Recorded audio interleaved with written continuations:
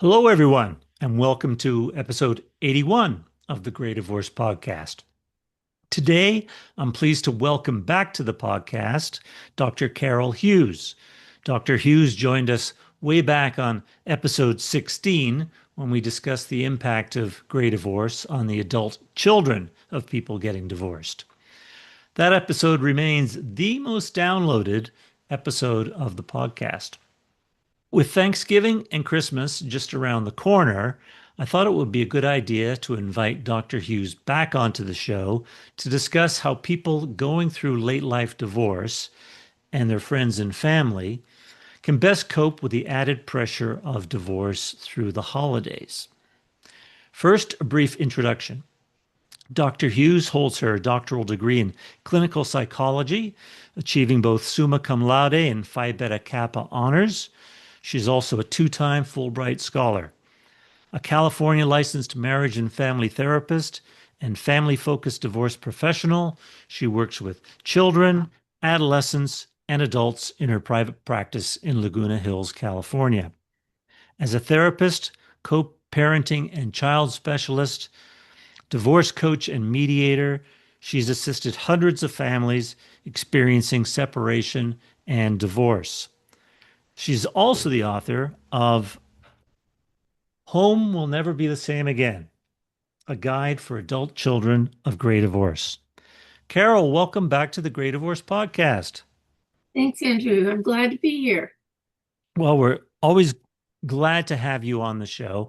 And, I thought I'd begin with this question or topic of dealing with gray divorce in the holidays with perhaps a wide question, a conceptual, philosophical question, maybe a sociological question. Why are the holidays important? And so then we can get into why the holidays are important with respect to divorce. But what do holidays mean to us? Well, holidays are, for the most part, supposed to be celebratory occasions. And we see pictures and videos and movies and read stories and poems and online, everything goes on and on about humans' need to celebrate. And so that's a big part of it. Also, holidays bring together family members, friends, extended family, etc., and are like what's the word I want to use? They're I want to say monuments. That's not the word, but I'm going to say it anyway since I already said it. That like validate our existence, our coming together, family traditions, rituals, all of what we know from, as you alluded to, sociology and even evolution, is that we've developed in tribes, and I mean that in a positive way, not a negative way. And so it validates, it's a validation. That's the word I was trying to think of. I'm going to go instead of monument, that we exist in these groups that care about each other. And that takes us to our survival wiring, is that if we're with people that we can trust, who are safe, quote, physically, mentally, emotionally, then that's a more assurance that we will survive. That's a tremendous answer, Carol. And, I think listening to your answer, what resonates with me is that holidays are a way that we connect with our world or our community, whether it's Yes. the few people around us or the world at large. And in as such, it kind of takes us out of ourselves and into the bigger world. And I wonder, the first thing that occurred to me is that potentially divorce might might hurt that. It might separate us from that world or the celebrations and the rituals. And and I think, loneliness is such a big part of a societal problem. And both men and women, but from what I've read, men seem to have a little bit more difficulty adjusting after divorce. Can you comment on the impact the divorce might have on loneliness on people over the holidays? Yes, I'm glad that you mentioned. And first of all, again, Andrew, thank you for bringing this topic to your podcast because it's so needed. As you know, I talked about in the first episode back years ago. The research does indicate that fathers do lose more relationship-wise from divorce, whether it's minor children or adult children, because in our society, at least, women are more the kinship keepers, and you don't have to be a stay-at-home mom to be that. It's just part of our wiring. And so, and then the second reason that fathers tend to lose connection is the research shows the fathers tend to connect with a new relationship, a new significant other sooner. It may not be marriage. One research I read is that women who have minor children, this is minor children, tend to average not get into a new relationship for about 7 years. Mm. And it's about 2 years. And so the kids are, whether they're minor or adult children, are still trying to go through the grieving process and adjusting to the losses that divorce bring. And they're not ready for any new significant others in general. So it's like a double loss that way for the fathers. And the loneliness, and that's probably, I didn't get right to your question there, sorry. And the loneliness, probably another reason, one reason, I won't go into all of them, why we believe men, repartner sooner is what I just said. The women are the kinship keepers, and they bring the family, their friends, blah, the parents of their kids, friends, for celebrations. And the dad's left out because they're divorced for whatever reasons. That's the not ideal divorce. That's fascinating, because if you look at the greater difficulty men have combating loneliness, that would be an explanation for their repartnering so quickly, is to combat that loneliness. Now, what are some, as a psychologist, what do you recommend, just staying on the issue of loneliness for a second, how do you help people who may be going through this? What are some tips or some practical advice that you can help that people may be feeling lonely in the holidays?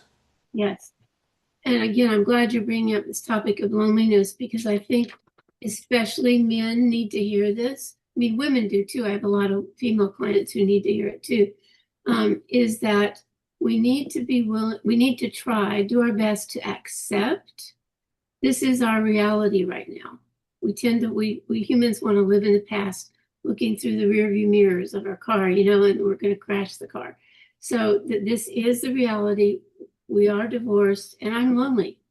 And what am I going to do about that? I think some author once said, it's not what happens to us, it's what we do about it. And that sounds kind of Pollyanna, and it's the truth. So how can I accept that I'm lonely? It's not a bad thing to be lonely. It's not like we wear the scarlet A on our chest, and there are support groups. There are online support groups now. One of the benefits of online, many churches, synagogues, mosques, hospitals have support groups for just grieving. Could be a death. Divorce is a kind of a death for family members, and in fact, research indicates it's the second highest stressor for human beings, second only to death of a loved one. So again, that's the reality. Let's deal with the reality. Other things like hobbies, Sierra Club, join something that you're interested in where you can meet people, a running group or whatever it is, golf. And another one that I'm very fond of, because it helps get people out of themselves is to volunteer during the holidays. There are homeless shelters, soup kitchens, all kinds of places. And a lot of the spiritual organizations do that, especially during the holidays. And when we can see that maybe we are more fortunate than the people who are there to help, that can help us not feel so lonely. And people are grateful for us being there and connecting. So those are some things I recommend. That is such a good point about gratitude and getting out of our own heads. I was having a conversation with somebody the other day, and a lot of the sadness and depression that builds up in us happens inside of us, and the more that we can get out of our heads and experience the world, and as you said, maybe feel grateful, get out in the world, volunteer, feel grateful, and help others, that can just bring so much back to us. I know there's a term that it's not a deep psychological term, but it's called the helper's high. And Yes, just are you familiar with that term? I was just thinking about that. In fact, there's a researcher at University of Pennsylvania, and he wrote a book. Adam Grant is his name, Oh yeah. called Give and Take. Oh And yes. the neuroscience, and I do like this because it's in our body, we secrete neurochemicals when we give and help. And the person receiving it secretes neurochemicals that are both highs, so to speak, uppers. Oxytocin is one of them. So it helps us that way too, literally. It's better than an antidepressant. Not if someone really needs an antidepressant from a psychiatrist. I'm not saying that, but very true. Yes. It's it occurs to me that when I started doing this podcast now 3 years ago, um, I didn't appreciate the extent to which the response that I would get from people as to how it's helped them navigate divorce would fuel so much of the momentum of the podcast. I mean, there's obviously, you know, business interests, getting the word out, marketing, but I found that connecting with people such as yourself and the feeling, the response I've gotten in return from doing the podcast has been greater or more important ultimately than simple the business marketing aspects of it, which have been there. The podcast is getting more and more downloads every week, but it was such an unexpected benefit just to understand that it was doing good. And now I'm in the position of, I'm 62 now, and I think I can't ever stop this. This is, it's doing something positive. It's getting me out of my head and certainly enhancing my feeling of gratitude as well. There are So a lot of podcasters a lot older than 62, I'm telling you, that I've met. So I'm sorry, I didn't hear you. What was that? there are a lot of podcasters way older than 62, I want you to know. So you got a long road ahead. I know. It's great. The technology's really fueled a lot of creativity in older people and connection in older people, which I think is terrific. I'm actually thinking of starting a completely different podcast. Keep this one going, but the connections that it breeds have been so positive. Anyway, there's a lot to talk about with the holiday, so let's get back to that. Now, great divorce, as we've discussed previously, doesn't just happen to the people getting divorced. It can upset the whole dynamic of the household. And, Thanksgiving's just around the corner, and people like to joke about family get-togethers, particularly in this time of polarized politics and creating turbulence at the holidays. Throw divorce into the mix, and my goodness, you've got a bit of a potent cocktail there. What what's your advice for the continuation or the alteration of like family traditions, such as, let's talk about Thanksgiving because that's typically when everybody gets together to eat. So I'm going to talk about two different types of families. One is the ideal, there were one, divorced family, and the parents managed to go through divorce without becoming enemies. There were no alliances formed up, even out through the community, friendship circles. Wasn't good parent, bad parent kind of thing. And so that gives so much relief to the whole family system and extended family. And they created what we call a statement of highest intentions or a mission statement, whatever you want to call it, where we're going to be in our highest, best selves to make this not really cause so much damage to everybody that it touches in our family, in our extended family. That's the ideal. And then we can be at a Thanksgiving gathering. We don't have to, be casting, daggers at each other and so forth and so on. So that would be the ideal. And the kids feel better, the grandkids, if there are grandkids, everybody is like, wow, this is how human beings should be, kind of thing, right? And they can feel, as we were talking about, the give and take. They can feel that it feels good. So that would be the one. And then you can continue the traditions however you want. Maybe you alternate between mom's house, dad's house every other year, or mom's and mom's house, dad's, whatever, the gender issues are there, the gender preferences. Now, then there's the not so ideal. And this is where we have to roll our sleeves up and really start to think, how are we going to do this? So for the adult children, a lot of times they feel the stress, but also the need to take over the family, the planning for, let's say, Thanksgiving. Because sometimes mom or dad will say, if the other parent's coming, I'm not going to come. So the adult children have a choice. Okay, it's your choice. Then maybe you could come next year if you feel better or whatever, right? That the adult children don't feel guilty about that. And we're back to that acceptance word that we started with today, is the adult children, I would say to them, you need to accept what you can change. And then have the courage to do what you can change and the wisdom to know the difference between what you can change and not change. And if parents are that stuck, one of them or both, I'm not going to be in the same room if the other one's there. Done. Okay, that's what we'll do. So do you want to both not come? Do you want to organize a time earlier today or later today when each of you can come and the other one won't be there? Something like that. Like come up with a third way kind of solution.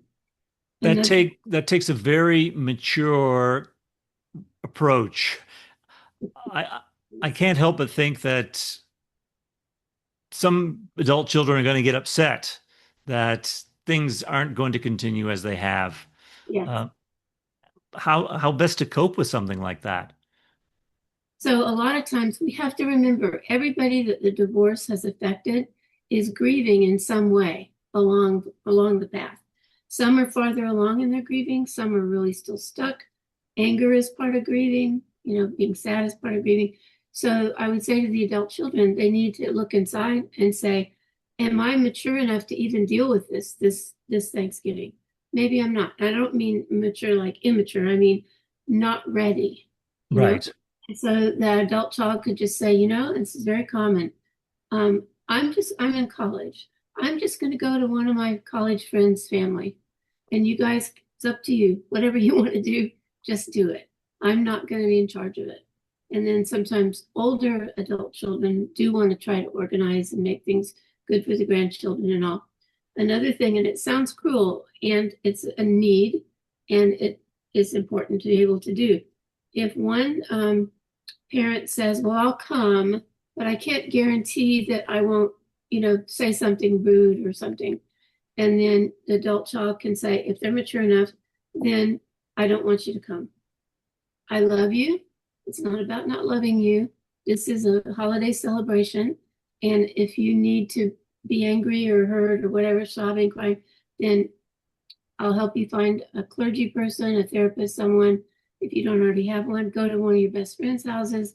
I'm not willing to have you, spoil this holiday celebration for everybody else that's here. That's a tough one. And sometimes that parent needs to hear that.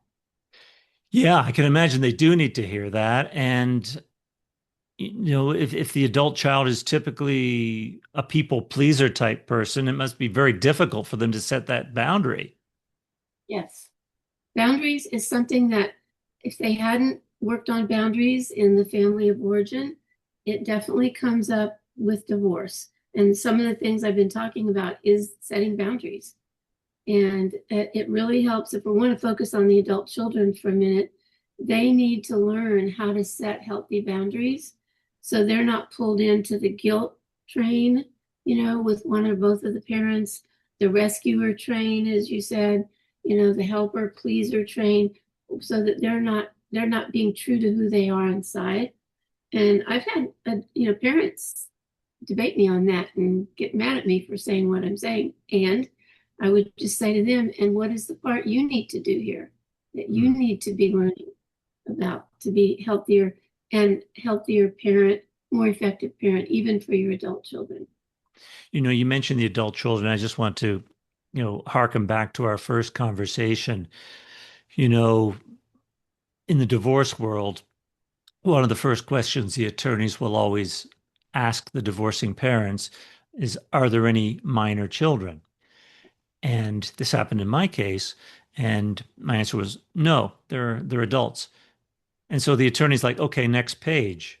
Like Exactly. they're moving right along. And what you've done so well is educate the world on the effect that gray divorce can have on adult children who represent many different passages in life. To When was the last time you heard a Gail Sheehy quote? Reference. From 18 to 28 to 38 to 48 to 58 to 68. So adult children represent so many different times in life. And you in our first conversation, you mentioned that the stress of the adult of the older parent divorcing, it could happen at a time in life when perhaps the adult child is in their late 30s or early 40s and is experiencing marital stress of their own, and they might wonder, my goodness, if my parents can't make it, how can we ever make it? Yes, that's another huge stressor. And the research, there's a little bit of research now slowly coming out of some of the universities, and that is one of the first questions of themselves the adult children start asking. Wait a second, these are my parents. If they couldn't make a lasting relationship, why do I think, I mean, I'm half of each of them, no matter whose quote fault it was, maybe it was both parents' fault. How, I feel like I'm on really shaky ground here. So it is very much something that comes up for adult children. Now, you mentioned boundaries. To what extent could there be a compromise? Or let's say if dad says, well, I can't guarantee that I'm going to be on my best behavior. You know, as the adult child perhaps hosting this event, you say, well, you set the boundary and say, I'm afraid, I love you, but then you shouldn't come. Should another option be made? Like, maybe we could go out to dinner, the three of us, or something. Yes, that's a great option, by the way. Another option is sometimes there's a family friend, a brother-in-law, sister-in-law, somebody that father or mother, whichever it is, respects, who would be willing. Maybe they don't have any families to go around to be with, on Thanksgiving, let's say. So the mom or dad could invite that friend. I've had that happen a lot with even weddings and things, where they invite a friend who's going to be kind of like we call it the emotional chaperone. And if that parent starts to, they talk ahead of time. Sometimes they come in with a therapist like me, and we kind of role rehearse it. If you start to feel that adrenaline rush going, and you want to just get up and punch that parent, you grab, your friend's hand, and that friend knows we're going to just go for a little while. We'll be back. And so that kind of like taking a timeout. Yeah. And that's another way, so that the parent doesn't have to lose the opportunity to be in that, this celebration. There could also be the creation of new traditions. Now, I'm Yes. wondering if that's likely to happen early on in the aftermath of the divorce, or maybe that's something that's established, going forward, maybe a year or two down the road. What have you seen in terms of adaptation to the situation where perhaps new rituals can be established? hmm Lots of things. And you're right. There's a saying that time heals all wounds, which isn't true. I mean, it helps, but working on and growing and doing the grieving and all the other things we need to do helps. So you're right about the first 1 or 2 years is probably not the best time to try to be this ideal family that's divorced, but unless they were, as I said earlier, friendly and just kept being that way. If it's a family where, let's say, the children or the adult children are married, the new tradition could be that the parents stay in their seats, and the daughter and son, or daughter and daughter, son and son, whoever it is, carve the turkey and do things, and they hold the tradition at their place, rather than the family residence. Because if it's at the family residence and one parent stayed in the family residence, and sometimes there's resentment about that, and then all those old memories come back, and we were so happy here or we weren't happy here or whatever. So sometimes, or going to a restaurant, as you mentioned, just reserve how many ever, 20, 12 people, whatever, so that it's a new venue, a completely new venue. Like a That's really, neutral territory. yes, exactly. Hmm. No, that's Or a great idea. sometimes friends of the family host it and they have, the family members come over if they have enough space. So I'm that's kind of neutral territory. I'm glad you mentioned friends because it's not only children who are affected by the divorce of the couple. It's relationships with friends, um, and I think friends can play a key role in relieving people of loneliness as well. I remember back when I was separated. I think it was just after the divorce, and fortunately I've never been too sentimental about Thanksgiving, so I wasn't prone to getting down about that. But it was nice when a friend and his wife reached out to me and a couple of other single gentlemen and invited us over to their place. It was just it was very kind of them to take to take us into consideration and bring us over. So it certainly made that a very nice Thanksgiving holiday. And I could see that probably having you know an, a lasting impression on somebody who may be suffering. So the fact that friends can be aware and play a role in helping people. Yes, yes. Another thing I like, it started with some of the younger generations, they're having Friendsgiving, Oh, where none of them are like they're way at college or they're young 20s or 30s, not in relationships, permanent relationships yet. And they just all get together and cook and all that. So they call it Friendsgiving. So that's another, I mean, it doesn't exactly 100% apply, but maybe it's one of the adult children that's feeling alone because their parents aren't together, the family home's been sold, they're feeling like they're kind of out on the skinny branches. And so some of their friends could invite them over that way as well. So it's interesting. I just remembered that shortly after I became a single person, I went to Machu Picchu in Peru on Thanksgiving Day. The holiday was over. I spent the holiday in Peru on a vacation, and I remember thinking, "What? Wow, this is awesome!" Being climbing Machu Picchu and the tremendous views. So, sometimes we can think outside the box um, and find different things to do completely. I know my wife and I took a cruise a couple years ago on Thanksgiving, and we saw all these people, obviously from an extended family or a group, and they all had these T-shirts, and I think it was like the Smiths giving or the Jones giving or whatever. But all these and talk about a neutral territory. I mean, the middle of the Atlantic. right. There's all sorts of creative options. Yes. So Hmm. let me ask you, what about the significant other? What if mom or dad has a significant other? How would they play into the holidays? And how do we deal with that kind of elephant in the room? That's an elephant for sure, right? There must be an elephant in here somewhere, right? Um, and kind of the bottom line of that one is that the significant others, unless the family is just very accepting and it's just wonderful, okay? And that does happen the minority of times, I believe. There's no way to really research that, but um, they need to have patience because it's not about them. It's about the family, period. Hmm. And try to have empathy for the Empathy. people in the family who are hurting the most. Hmm. Empathy. Yeah.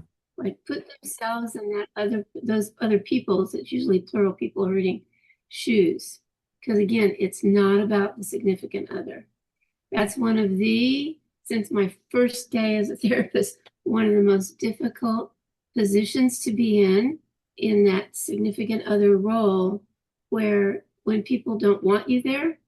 Maybe you were part of the breakup of the marriage. That's even worse, of course, but almost any new person is like, you're not family. Even if sometimes the parents one of them's already remarried, it doesn't matter that they're married to the people that are in the family who are still grieving and still really hurting.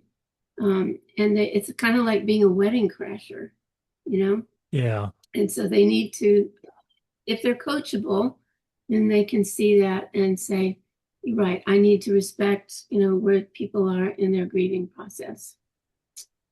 Right. Yeah. So we could talk all afternoon on this subject. I can't believe half an hour is up already. Is there anything I haven't mentioned with respect to the holidays that you want to share with our listeners? Yeah, I want to come back to something I said, two words that are really, really important: acceptance and reality. I mean, grieving and all of that is very important too. I think what I see people struggling with the most, and the research supports it, is accepting that we can't bring our past, our happy past, if it was happy, to the present, and continuing to complain about that and be stuck back there, and accept the things I cannot change. What can I change? And accept the reality. The part of the reality is I'm really hurting. I don't like this. And this is still my family. And what can I focus on, or we focus on, that's good, and wonderful? We're here together. We're not in some other place where people are starving or whatever it might be. And the volunteerism, and to have empathy for those, focus on what we do have, not what we don't have, which is part of reality again. Well, And then I'm sorry, go ahead. seek help from whomever, friends, clergy, therapists, whomever. That's a very positive note on which don't try to do it alone. Don't try to do it alone. Yeah. Yeah. No, definitely seek help. That's a great note on which to end, Carol. If any of our listeners are interested in learning more about your work, your services, how can they find you? So I have two websites, and I'll give you both of them. They're very easy. All lowercase, no punctuation. Dr for Dr. Carol, Carol, Hughes, HUGHES.com. The other one is easy, divorcepeacemaking.com. Because you can probably tell, try to help people turn lemons into lemonade, is the saying. So divorce peacemaking, and I will reply. Yeah. Terrific. Thank you so much, Carol. It's been a pleasure as always having you on, and all the best over the holidays. Thank you. Same to you. You're not going to Machu Picchu again, I guess. Not going to Machu Picchu, but we are. My wife and I are going to a river cruise in Europe, Christmas markets river cruise from Budapest to Prague. So really looking forward to that. Got goosebumps hearing you talk about it. Sounds so cool. Not because I'm cold. Well, I mean, I'm sure this will be one of our colder holidays, Sure. but it's a Christmas holiday. It's supposed to be a little cool, so we're very much looking forward to that. And I certainly haven't been down the Danube or Budapest or Vienna or Prague, so I think it's going to be quite the experience. Oh, I'm sure it will be. Well, bon voyage.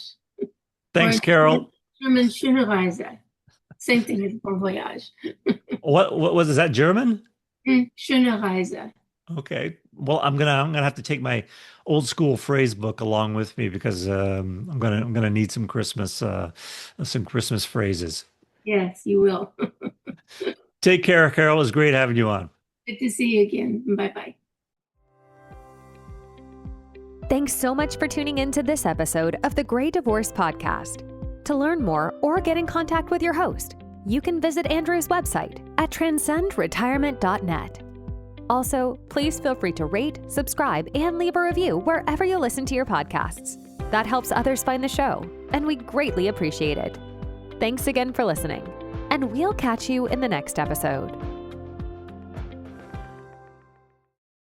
Information provided is educational only and should not be construed as legal or tax advice. Each situation is unique and should be discussed with your tax or legal advisor prior to implementation. Andrew Hatherley is not an attorney and does not provide legal advice. Information provided is financial in nature. Advisory services offered through Hatherley Capital Management, LLC. Divorce financial analysis services offered through Wiser Divorce Solutions, an affiliated company.